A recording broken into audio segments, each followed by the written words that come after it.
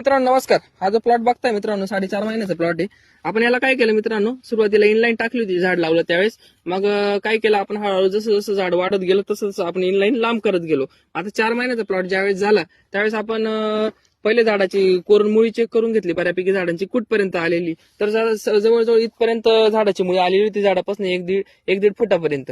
मग आपण काय केलं, म्हटलं आता 2 रिपेअर करून घेऊ. मग 2 रिपेअर करायच्या आपण इथून खत टाकायला सुरुवात केली आणि इथून 1.5 फुटाच्या एरियामध्ये आपण पूर्ण खत टाकून घेतलं. जेणेकरून याचा फायदा काय होईल, आता ती मुळी पुढे वाढत येईल आणि आपलं खत घेईल आणि आपल्याला मुळी पण पूर्णपणे वाढलेली भेटेल झाडांची. फक्त एका गोष्टीची काळजी घेतली पाहिजे मित्रांनो, डाळिंबाला पाणी हे चालत नाही जास्त प्रमाणात, आणि दुसरी गोष्ट खोडाजवळ तर अजिबात चालत नाही. म्हणून आपण काय केलं होतं, इनलाईन झाड वाढेल तसं लांब करत गेलो आणि लवकरच आपण इथं 2 ड्रिपर करून घेतले. आता आम्ही इथं 2 फुटावर घेतलंय खोडापासून ड्रिपर, पण मग सगळ्यांनीच 2 फुटावर घेतलं पाहिजे असं काय याचा अर्थ नाही.